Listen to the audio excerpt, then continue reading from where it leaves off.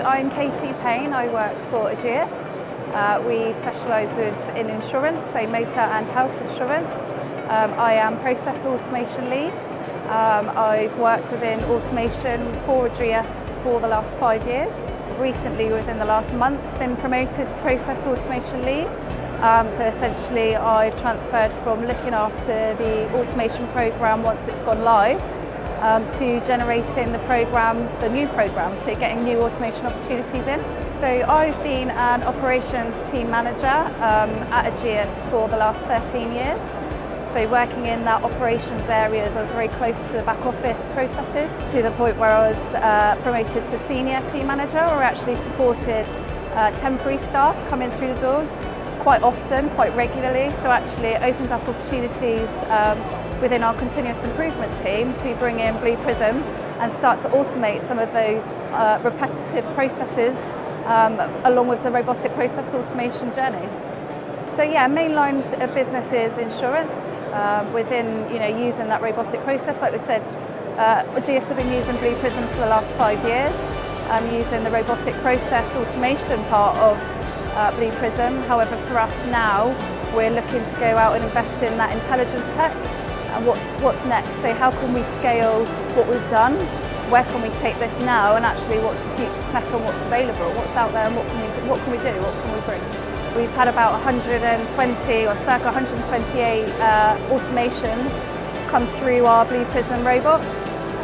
We've retired quite a lot of those as well, so we currently have on our live programme 52 automations, mainly because the processes come and go, so it supports our growth of the business. We put tech into our platform, so we no longer need that robotic process automation. So Ageas are also trying to keep up with the tech.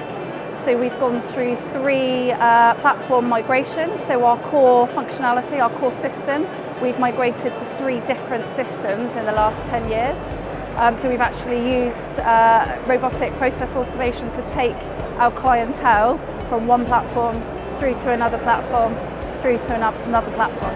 We do base that on hours back to the business. So again, we're trying to move with the times. So rather than doing it as a hours saving, as a cost saving benefit, we're doing it more as hours back to the business. So actually, what can we give back to those areas of the business to invest in development, career opportunities? We're going very much into a wider change framework now. So there are 9 core competencies that we're actually looking for to implement change. So that spans from risk and regulatory through to new development and growth. So how can we support the growth of the business? Through to the culture. So actually, how can we change the culture going on in our workforce at the moment? One big area that we want to focus on is fraud.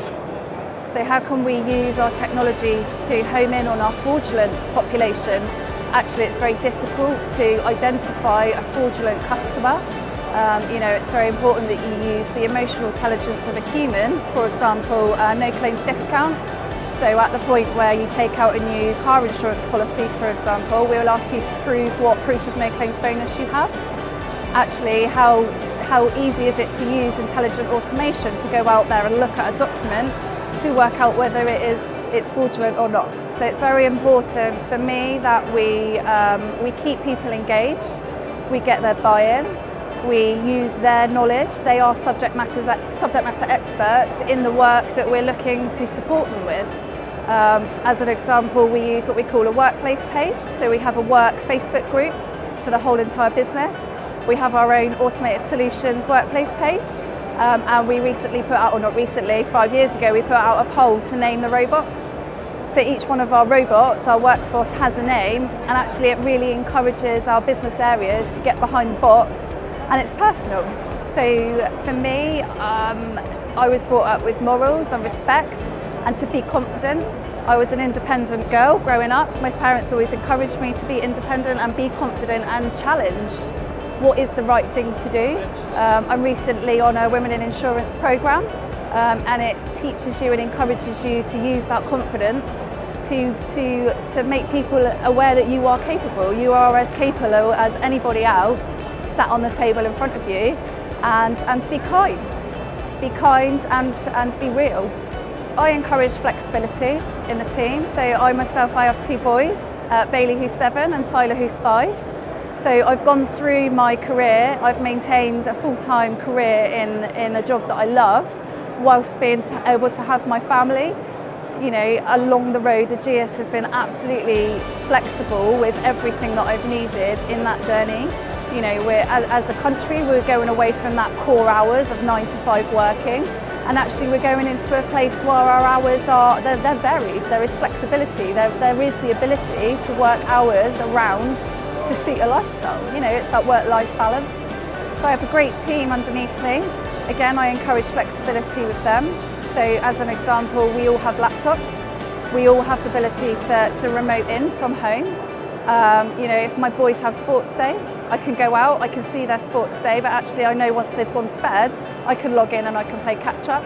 But it's about having the strength, the coaching, the leadership and the support to them to understand where you draw the line and actually at what point you pick up and you drop one another to make sure that it works in sync with each other. So I have an absolutely fantastic support network. No one in particular. My mentor is actually male, and he's one that supported me through my career, my whole 13 years at Ageas, and I lean on him a lot. But he understands that actually I'm so passionate about doing what I want to do and having a great life.